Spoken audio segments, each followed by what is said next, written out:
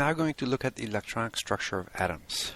Since the outside of the atom, the bulk of the atom, are electrons, the electronic structure of the atom determines all the chemical properties of the atom. So we're going to start off by looking at electromagnetic radiation. We do this because electromagnetic radiation interacts strongly with electrons. So electromagnetic radiation is what we use to probe electrons. And electromagnetic radiation is a combination of electric fields and magnetic fields. It covers a wide spectrum of radiation that includes visible light, but it also includes a vast invisible range that includes gamma rays, ultraviolets, X-rays, infrared, microwaves, radio waves.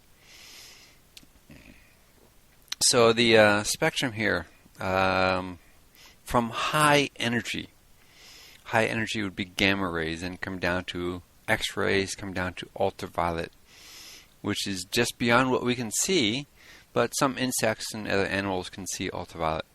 Then we have our narrow band of visible light that we can see with our eyes, and then we have infrared. Infrared we can sense, but not with our eyes. We can sense this with our skin when we feel what's called radiant heat. That's infrared. Go into a far infrared or submillimeter radiation, then to microwaves, and then into radio waves. And we give these a lot of breakdowns, which we can see on our old-fashioned radios. Extremely high frequencies. Yes, don't know. Ultra high frequencies, very high frequencies, medium frequencies, low frequencies, very low frequencies, extremely low frequencies. So we have a wide range of these electromagnetic radiations. And in general, short wavelength, high frequency is going to be high energy. Long wavelength, low frequency is low energy. So our gamma rays are the highest, then X-rays, ultraviolet, invisible light. It would be the violet would be the highest energy, going down blue, green, yellow, orange, red, and red is our lowest energy for visible light. And then infrared has lower energy, microwaves lower energy, and radio waves lower energy. The wavelength. How do I describe wavelength? Wavelength, right over there.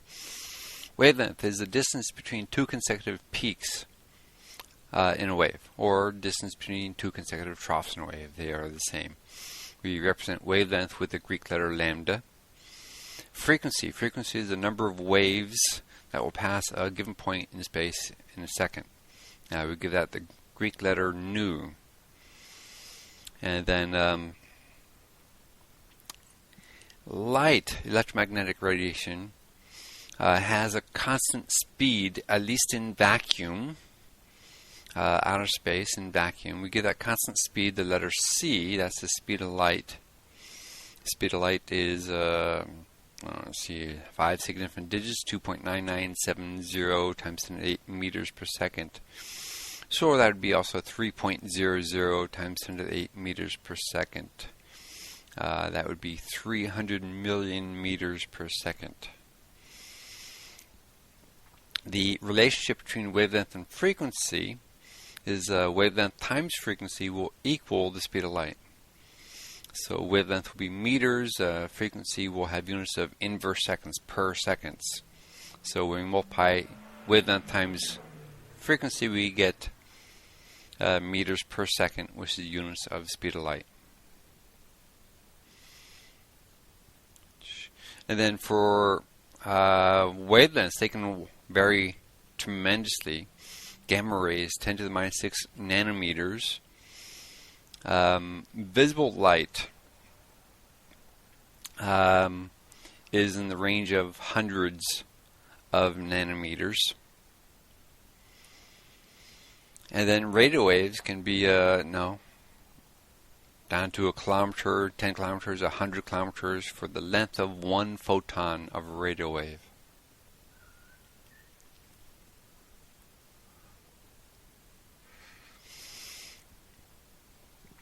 Just about 100 years ago, we discovered that energy, our electromagnetic radiation, has to be quantized. It's in discrete units. If it wasn't in discrete units, then our electrons and our atoms would do a death spiral down into the nucleus. But being in discrete units, only a certain amount of radiation can come out at a time. Packets of radiation. Our photon is the packet of radiation. Light is always absorbed or emitted in one complete photon. So we can never have a partial photon. So we always have one complete photon. And that energy of one photon is going to be Planck's constant times the frequency of that photon. So it would be h nu is the energy of a photon. H, Planck's constant, is 6.626 times 10 to the minus 34 joules times seconds. And in terms of base units, a joule second is a kilogram times a meter squared times per second. So if we are emitting a certain amount of light or absorbing a certain amount of light, N here would be the number of photons.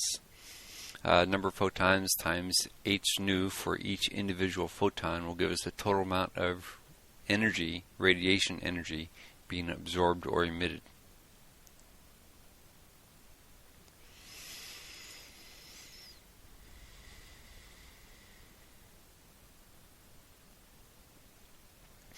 So we have another way of writing our energy of photons. So we have energy of photons h nu. But if we use the lambda nu equals c, do a little substitution in here, we can get our energy of photon based on wavelength instead of frequency. And it ends up being hc over lambda. So here we see that energy is directly proportional to frequency. So as frequency increases, energy increases. But over here, lambda is in the denominator, so we see that energy is inversely proportional to wavelength, to lambda. So as we increase lambda, we decrease energy.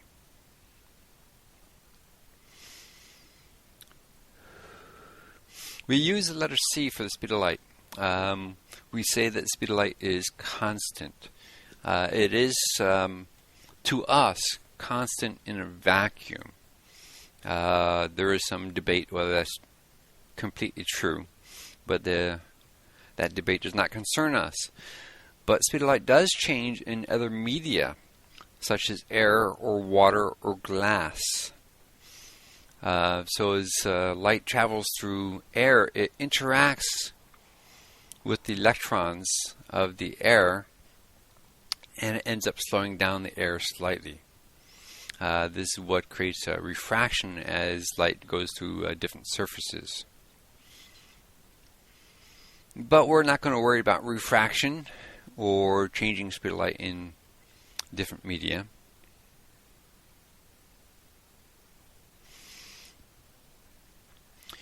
We can assign a mass to light also, and this is using Einstein's famous equation equals mc squared. So energy equals mass times the speed of light squared. This is typically used to show how much energy we can get when we destroy matter in nuclear weapons.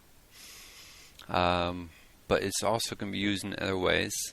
So in this case, we're combining these two equations, energy of a photon of light and energy of mass. And we get this, we solve for mass, and we see that mass is equal to Planck's constant divided by lambda c.